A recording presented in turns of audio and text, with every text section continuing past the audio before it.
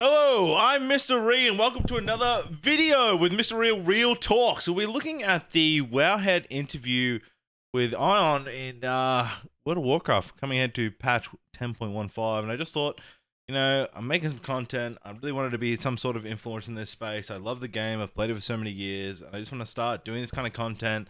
And if you guys like it, you like it. If you don't like it, well, don't watch it and I'll be sad, but whatever it may be. So I thought this could be one place where I'll start doing news as well as M plus guides, whatever I can do. I'm just going to put out content. I'm on the holidays right now because I work as a teacher on the side. But so the content will be slow, but in these breaks, I hope to at least release a YouTube video out, followed with some TikTok, like once a week is my goal at the moment. So let's have a look. Questions and answers. So the legendary evoker weapon was a great surprise when it first revealed, but many players are now frustrated by the acquisition. Are there plans to address this? We don't have anything specific planned for 10.15, but it's something that if we are to make adjustments, hotfixes are a reasonable avenue there. It's something the team is talking about a lot. There's a lot of lessons learned and good feedback. Trying to figure out how to situate and what the role of an existing legendary weapon can be in a modern game given players psychological and community expectation around it. We want to still continue to chase those sorts of cool thematic surprises where it makes sense story-wise, where it feels a cool hook for a specific class or a set of classes that haven't had one in a little bit. But at the same time, I'm mindful that starts out as a cool surprise, so people can overrun time into some source of frustration and become almost an expectation. We definitely don't want to be in a world where we're down the line months from now. If you're applying to Mythic guilds for the next tier, you feel like you need to have this leisure to be competitive or have a shot at being recruited, and that's our control. We know those are all those concerns. No specific answers to continue to announce right now, but it's a hot topic of discussion, and I think lessons learned from this and how we handle it would inform how we frame any future learning efforts down the line. This response feels like this is the first time they've released a legendary. Like, it's very vague. We don't see a plan. Like, they get the feedback back here, but I feel like legendary items, like as soon as like our guild is running heroic every week just to get our evoker an item. Like we are spending, time clearing to get there just to get this item because it's the end of a boss, and that's the only way they can, the quickest way they can do it is waiting for people. They can't even farm it in M plus, and I just think legendary weapons, like they are cool, and I think they're really cool in Legion, right? When we all had artifact weapons. But I just think, like, how can you have legendary weapons just for one class? It baffles me. And, like, they say here that it's, we don't want, we want to give back to some classes that haven't had that legendary, right? Like, dude, I don't remember the time, we had when was the last Druid legendary? I remember the Hunter Bow, the Rogue weapons, Evoker's a new class and it gets its legendary, and there's all these classes in the wake waiting for one. And when they get implemented, they are kind of, if they are storyline cool. Like I get there is that thematic response they're saying, but for me, or a regular player, I guess that if it doesn't regularly, how can it be thematic if it's a rare drop, yeah? And then if you're not an evoker, like we saw some storyline with it, but it wasn't. I didn't think it was, it came out later than after all the raid progression. Like most of the casuals, the game's kind of quieted down now. Like it's not as people aren't playing as much, right? A lot of your WoW streamers aren't streaming WoW. They're streaming Diablo right now. So, focusing on this legendary weapon should have come out earlier if it was all, give us a reason straight away. This is a cool legendary hidden to find, and don't late release this if it was more story orientated. And then all you're doing is adding, you're right, the complications. These evokers in my guild are spending weeks on one clear every week to the chance of the item. And I just think if it's, make it farmed in other ways. Make people earn it. Make it a slight upgrade. Don't make it so powerful. Don't make it so gated. And it does feel shit. It feels shit when items like this, if I want a farm to be the best, if that's what I enjoy and that's what I want, okay, and it's going to be a definite increase to my ability to play the game, don't gate it behind weekly things. Don't gate it. Just let me be able to farm it. If that's what I care about. If it's a casual thing and a slight upgrade, right, and it's not a big deal, then I don't mind if it's a weekly because I'll have alternatives. But there's a legendary item that every week I get one shot and I don't get it, that's just devastating. It's really shit. Like if that's my best in slot and it's considerable best in slot, if it's a slight, this trinket is best, but this trinket does this job and I can farm it in other revenues, then it's okay. It's just this once a week chance. There's still a population of players that enjoy to play this game and want to improve their player. And I don't think if you casually want to improve or progressively, there should never be a gate of time. Like, the vaults we farm for some sick licked territory item, enchanted item. And I just think, legendaries, they don't hit home for me. I feel like there's always one, and always, I played a hunter, and all I would do is farm mindlessly for that bow and be devastated every week around a legendary. Either make it a slight upgrade, make it more cosmetic. I don't know in this space, but I think this is a question that needs to be more addressed. Like, this feels very like a vague response, like they haven't had a legendary before. Right now, legendary evoker weapon rivals 480 weapons. Are they planning to adjust the power? Nothing specific on answer right now. We look at range of options. We often rank the power of items for prior seasons, like the amulet, to make sure they're not going to stay centrally important in later seasons. I think philosophy, though, legendaries may exception to this to some extent. Back in Shadowlands, you had the Sylvan's bow. You were using that for quite some time. It's tricky when it starts feeling expectation to be competitive, and that is out of your control. We understand that. So they know it's that issue. The question now is, are they going to address it? Who knows, right? But like the question's been asked, and they know they are thinking about it. But I think it's just, you need. I think, and we'll get to it later. But I think loot decisions, if it's gated behind a thing you can't farm, that's what makes it hard for. They answer the questions for the people. The expectation, it's inevitably going to build up. Augmentation has some brand new log hooks, allowing the damage to be allocated to the evoker.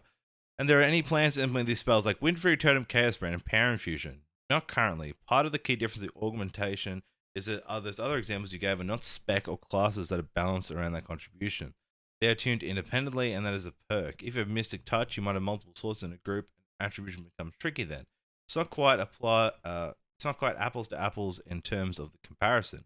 We understood that for augmentation evoker, both from passing perspective and trying to have clarity that is playing the best at the high end, but also from the broader community perspective, just understanding what the augmentation evoker is contributing to the group, and being to break that out and quantify it was being important. Whereas the Demon Hunter, that they contribute to the group, and then Chaos Brand is a perk on top of that. That is not quite the same. We'll see how this goes, having these hooks in place. We work with Warcraft logs on them, and they may be different when they explore in the future, but nothing else at this point. I think that's perfectly fine. I think I'd love to see more, and I probably will come on later, but I think that was my first concern when I heard of the augmentation evoker. I was like, are they going to track the damage or healing done based on how they're supported? Because Warcraft logs, out of the doubt, everybody has details. Everybody has some recount. Everybody wants to improve their number and make their number go up. Like, there is a small, I would say, when even the casual players like to see if they're doing damage, or like to know if they're healing. And the class could be definitely lost if you didn't have that instant to see how you're progressing at some level. Every guild logs now. Okay, any guild that's at least wants to progress at some form, is looking to improve, needs that, and I think that's really well done. What's with the addition of augmentation? There's a lot of concern about mandatory or raid lock specs in Mythic raid comps with specs like hunters and shamans fighting for their varying spots. Do you have a plan for this, or do you feel like it's fine? It's something that we're certainly mindful of paying attention to. Our goal for Mythic raiding is for the best composition, the optimal composition. The ones that we see in the high end, we have one for every class out of the 20 slots available. When we're seeing deviation from that, we're going to look at why and ask what they can adjust to change it. We've tried to be resistant to every class being a unique mandatory buff that originally force self. Some do, but others, it's types of utility of unique strengths that makes it a natural fit. Where just, of course, you want a Death Knight somewhere for grip because they are such a viable tool over the course of raid as a whole that having one on your roster makes sense. Whether it's added or tweaking tools like these in some classes, looking at numbers or looking at other types of buffs people might bring, our goal is to maintain the balance and representation and give people flexibility, give raid leaders and groups and pugs flexibility in the way they spend their remaining slots. I don't know. We could say, I'm 6-9 Mythic. I'm nearly 7-9. I play with players who are already 9-9 Mythic, and I just think this. I've managed guilds before. I've played with guilds. I guess, and I would say even the casual sense. Like, I've traveled from 3-night guilds to 2-night guilds to casual 1 days, and like, I really don't like. Bring a monk. It has Mystic Touch. Like, and it's such a big thing. It's such a big thing. And I feel like you do pigeonhole so many classes, and especially in Mythic raiding, you have 20 slots. Yeah, and it's quickly like, look at Paladin. You have to have one Devo Paladin and one Rep Paladin. They're 2 guaranteed spots already in your healing comp. So now if you're going to get either, if you don't have a prop paladin, you know, and you don't have a tank, so that means you got a holy paladin. That means you've only got 3 other healing options. So out of the 5 whatever healers, you're only stuck down to 3. You know, oh, I want 1 priest, I want this, I want that, and you quickly build up out of the 20 slots your team, and you really don't get much choice to bring in any class or double up on a class. You know, or you know, like not having a mage. Like so many guilds are out there. We need a mage with an intellect. Now, I actually think the scrolls or something, they were pretty fun. I think people enjoyed them. I'd like to hate around that, but I think forming guilds, it's just making it harder to, in both aspects. You know, for the top end tryhards, sure, I think you're gonna have enough people wanting to progress with your guild, so you're gonna have the numbers and variable and better sit people for certain bosses. For the casual people who are raiding and the people who are just entered in the mid tier moving, it's a nightmare, man. I looking up now, people like, we don't have a druid for verse. Like, that's such a big loss, I think, and it should be picked up in other ways. I don't know. I think you are raid locked, and I think you are mandatory to bring these classes in. I don't think any raid operates without that. I'm very surprised. Even in my M plus groups, you know, sitting at 2,800, and people, you know, people out here like probably 3K, or people below sitting from 2 to 2,800, you know, that who've got their achievements or whatever M plus are thinking about utility, what to bring. You know, if I'm bringing a demon hunter, I want the magic bonus. Like, and they're processing that. It's part of the game. It's part of it. But if you're going to limit us and not have those scrolls and not have, then we are pigeonholed to certain classes. You're guaranteed to take some and not others. You're not going to double up on a class. You're going to be very specific. People can't come in into raid and go, oh, I'd like to try this class. Can't play it. We already have a warrior. We can't have 2 warriors because it doesn't suit our 20-man comp. You know, it's very, people have to learn. And I think more and more, the more I see in the raiding scene, people are like, all right, next tier, who can swap to these classes because we need them? Instead of, what do you want to play and what do you enjoy? That's not the vibe up here for raiders. Not anymore. They have to play around, we need these, who can play those? And people aren't playing what's fun. Think about it. If augmentation goes well, will we see any support classes in the future? Possibly. Who knows what the future holds in terms of telling new classes? It's likely we would change its expected functionality. Even historically, enhanced shaman may have signed up 15 years ago for a type of gameplay. If you're playing the spec today or in recent years, you're playing because you like shaman, you like melee DPS, you like doing big numbers as a melee DPS. We want to change that out for the under people. We're excited to explore new types of interactions and cooperation between players as they think new additions to the game going forward.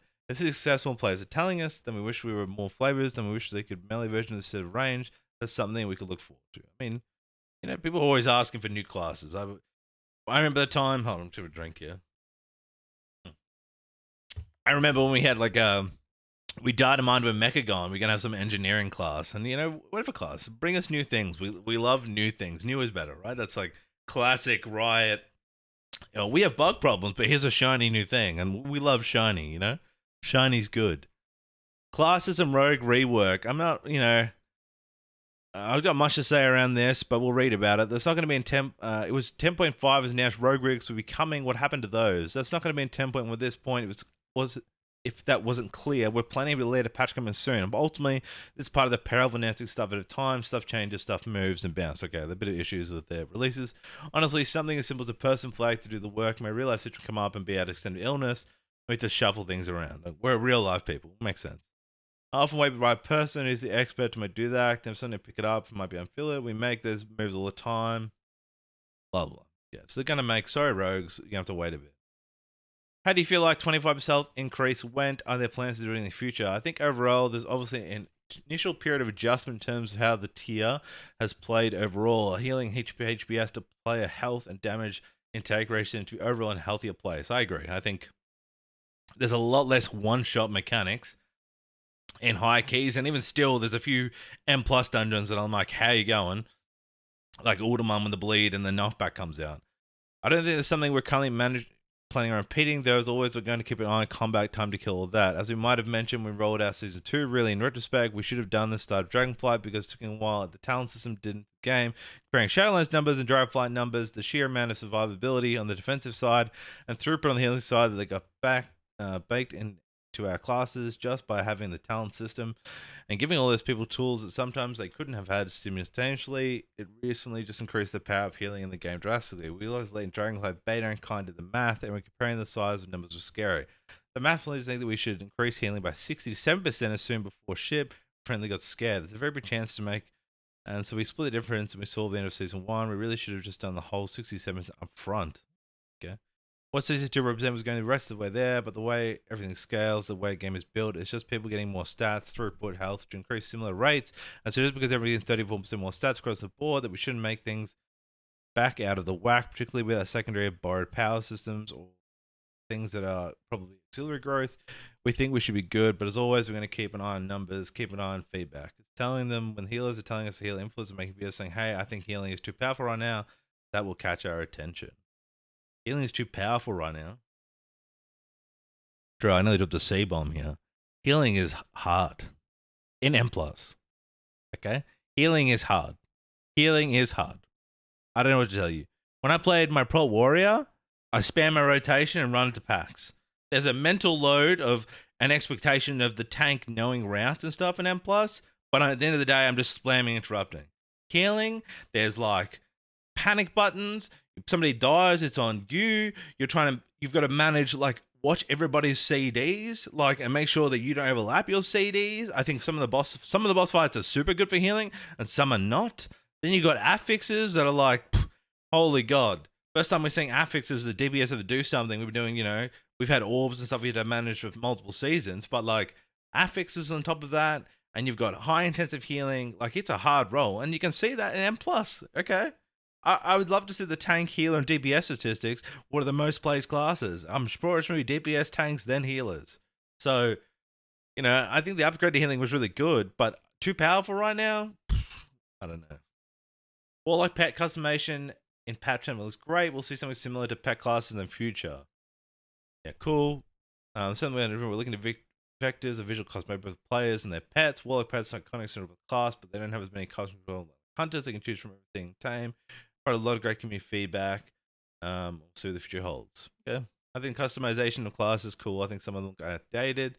Your mage elementals and your, definitely even the hunter pets. They have lots of customization. I think it's great. And yeah, warlock pets was definitely needed. What is the reason behind the popular and iconic pets like Observer and Water element being removed? There's a slightly different setting. Observer was primarily about visual clarity. It was changing your Fell Hunter into something that looks like nothing like the Fell Hunter, but was the same functionality. From a perspective of players trying to ascend the game and what the class range you can do and what expect to use pet summon, this seemed like a dark layer than was the Fell Hunter. That said, we want to find ways down the line to hopefully in the near future reproduce the way the appearance, but probably not as Fell Hunter is just too large transformation in respect to gameplay purposes.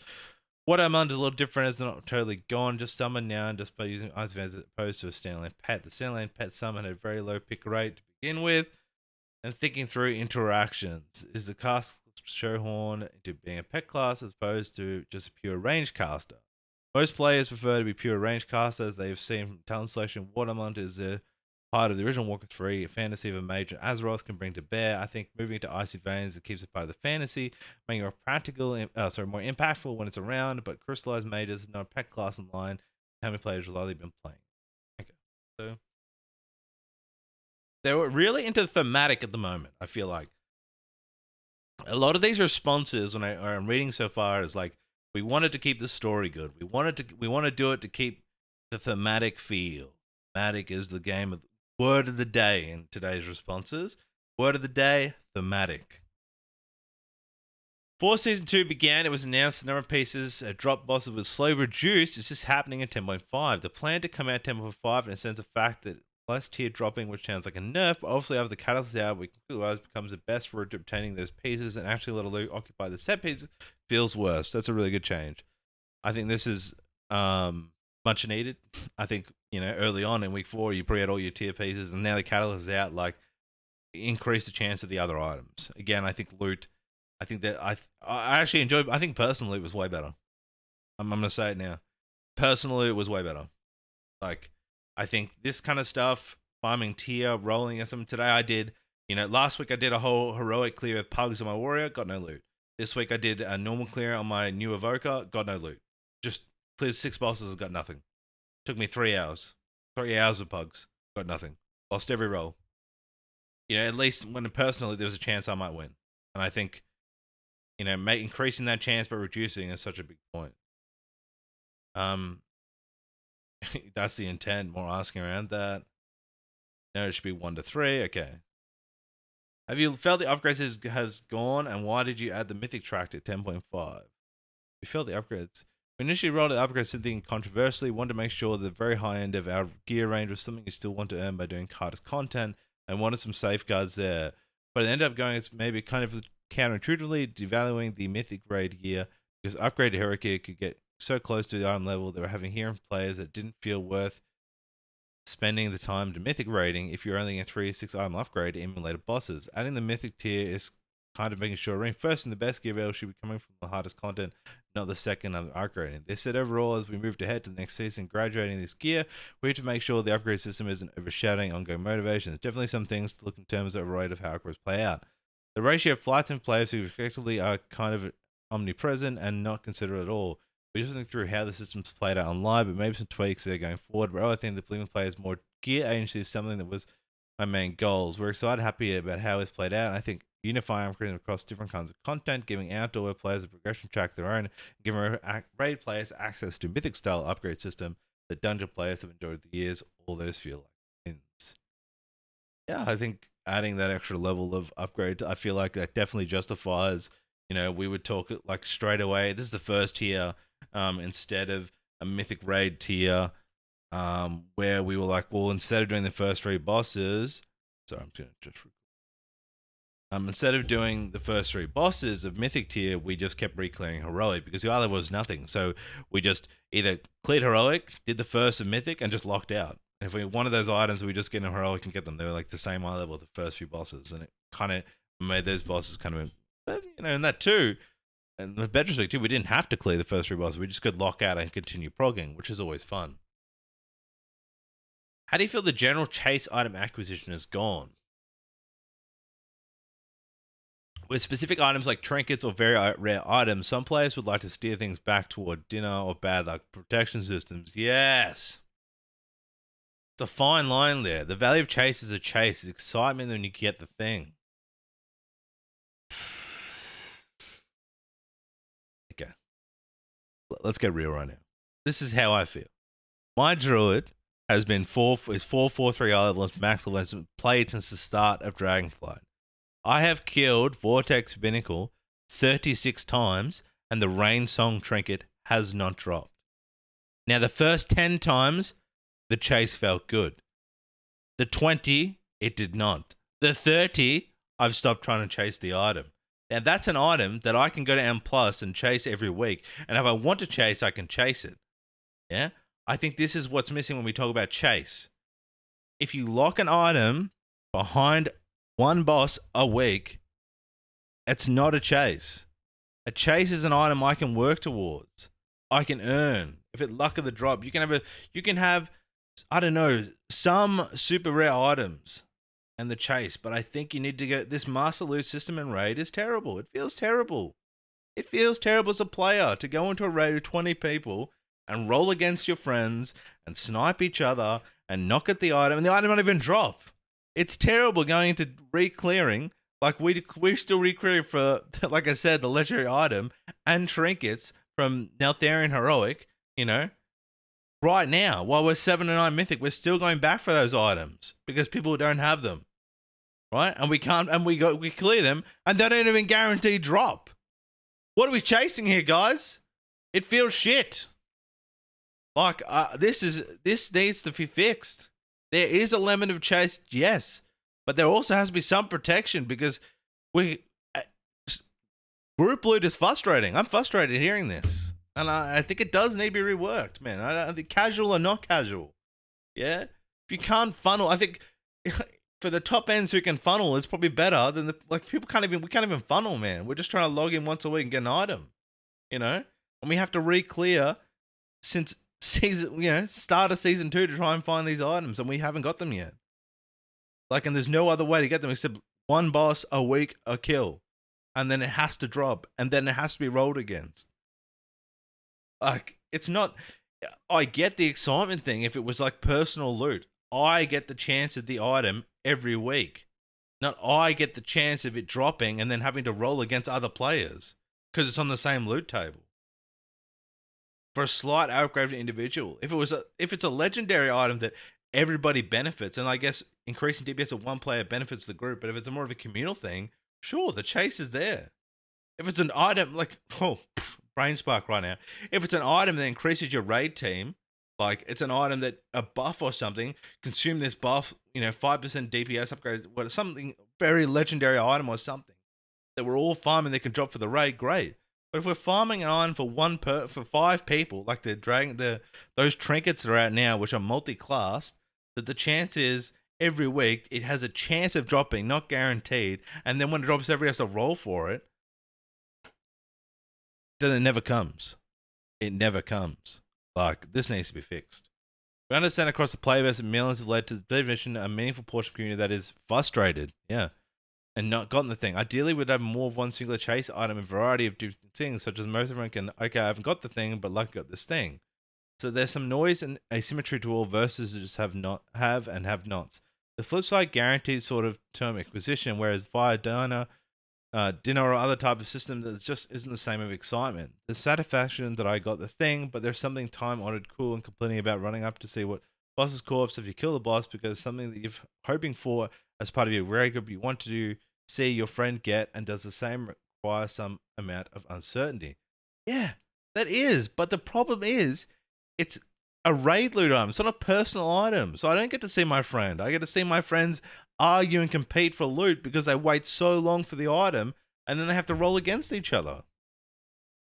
Roll listen to the impact of these items and feel like speaking item break and there's any point in trying to get players giving seriously as given spec the highest levels if you don't have that item. I think that's quickly. I think the items feel balanced. I don't feel like there's any items that feel unplayable. There still are. I think that it's not as I remember some items in Legion and Shadowlands that were guaranteed the best item, and if you didn't have it, enjoy the bench, mate. But I feel like that has been better. I just think that the acquisition of the item is lacking. Dinners are an experiment. I would not be surprised to repeat if we end up doing some kind of wrap-up recap season like Shadowlands. When you're cycling through multiple raids in a short season, the math just straight up doesn't work out. People will end up frustrated, not getting the thing they wanted to get despite their best efforts, which is not what we want to land. But over the course of the longer season, the majority of these people seeking specific items should be able to get those items, so we'd rather let the player chase play out and then see where things land and where we end up later season. Okay. So 10.5 comes out. I haven't got my Rain Song trinket. Let's hope the next time they do something about this, they've had the Rain Song trinket drop. By the way, I've had the mount drop from Vortex and not the trinket. Keep the chase. Keep the chase. Dawn of Mega Dungeon. What is the overall tuning or goal of the dungeon in terms of progression and time? We've already talked about this in the 10.5 video. I'm not really... I like the idea of it. It's supposed to be like a raid, so I'm keen to do this content, but I just think at the end of the day, I'm going to beat this in a day, and then I'm not going to go back to it. And there'll probably be a challenge. I'll do the challenge mode, get my item, see you later. I'm more excited to see this go into, dungeons. And the item capped is a good question. I think how can we make this, I want more content. I've talked about that. How can you make mega dungeons a more regular thing than we get at the start of the season? How can you make them harder? Make them like 10-man raids. Make them like, make them come out where they're not, where they've give us loot upgrades. Like I just make them hard because we're under leveled. We're going to be like 30 levels over this, and we're experienced raiders who've seen similar mechanics. Like I just think this would be earlier. If it's going to come in later, then it has to be hot. Make the gear higher than 441 for God's sake. What does that matter? Make it a hard raid that requires you can have 2 options: a heroic like a 5-man raid version and a mythic version. The mythic can be 428, the 5-man raid can drop raid level gear, and it's difficult. I mean, it's tuned for a difficult battle. I don't know. Even make a 10-man if it's raid like. Mythics and affixes. How do you feel the season has gone with no affix? This is I'm interested in. Overall, I think we're happy with Season 2's shift to focusing on just playing dungeons and a broad affix disarmament and having the dungeons really be the centerpiece of what you're doing over the course of the season.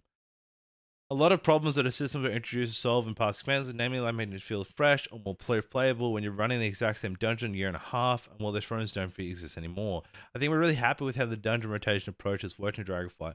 I recall many possible yourself via some WoW articles a year ago where you're kind of leery only having 4 of the new Dragonflight dungeons part of the Empire rotation up front because definitely felt like something had been held back. We understood at the time there was a calculated risk, but the risk I think is paying off the community as a whole, as the community can look forward to jumping to a pool of 8 new dungeons and experience that are fresh. That's also led us to reevaluating the role of affixes and how it fits together. The big thing I think that we've lost from not having a seasonal affix is the thematic vibe of the season. It's something we'd like to recapture in some form. There's thematic again.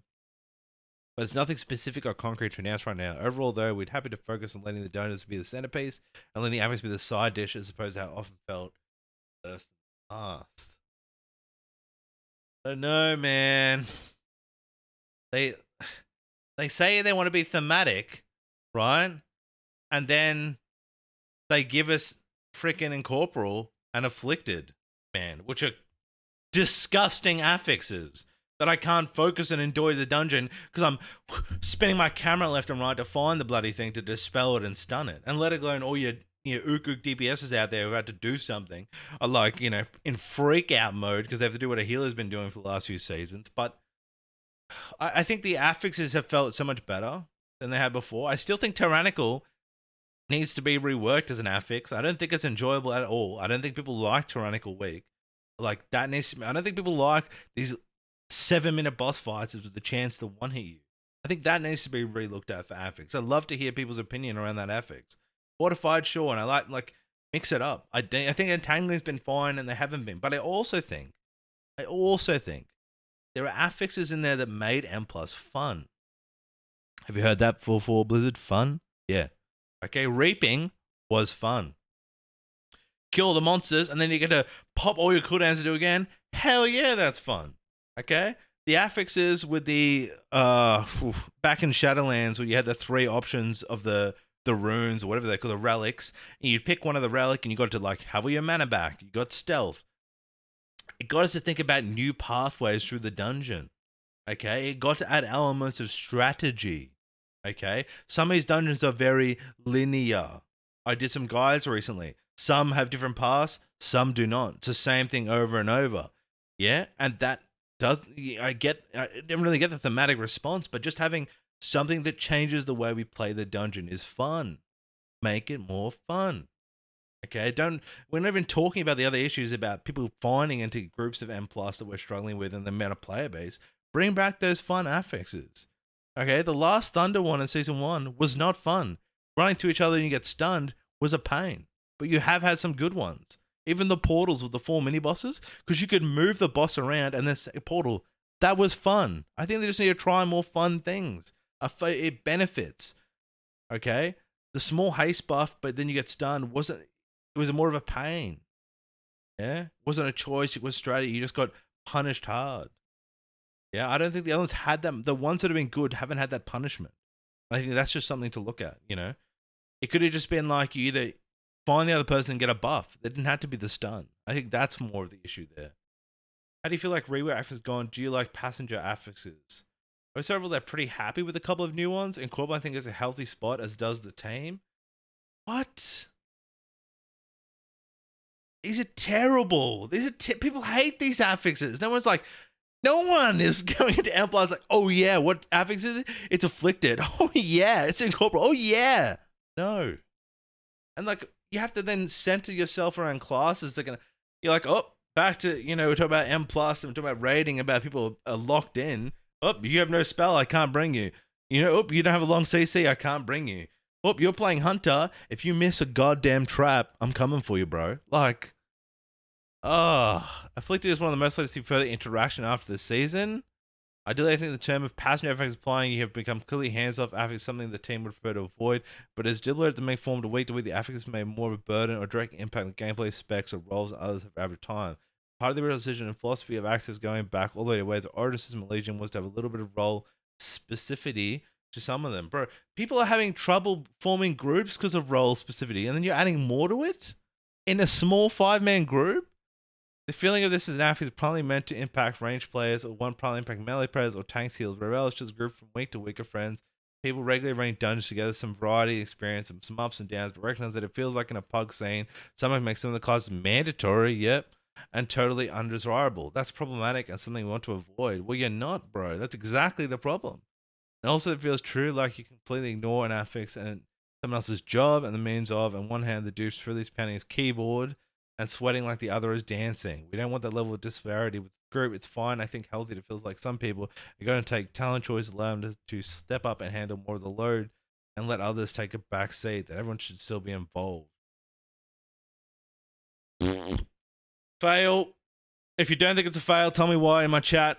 Look, we're not going to get collections in tier 3 Mog. That does not interest me. Oh my god, new Mog. Coming about this. Yeah, done even interesting things. Cool, we're getting some more Mog. But I think the affix is what I was interested about. I'm MrReeeee. Please hit sub, like. If you hit a dislike, hit up my comments to tell me why. I'd love to have a conversation with you. Like, building my content is really important to me. So I'm MrReeeee. Peace out, guys.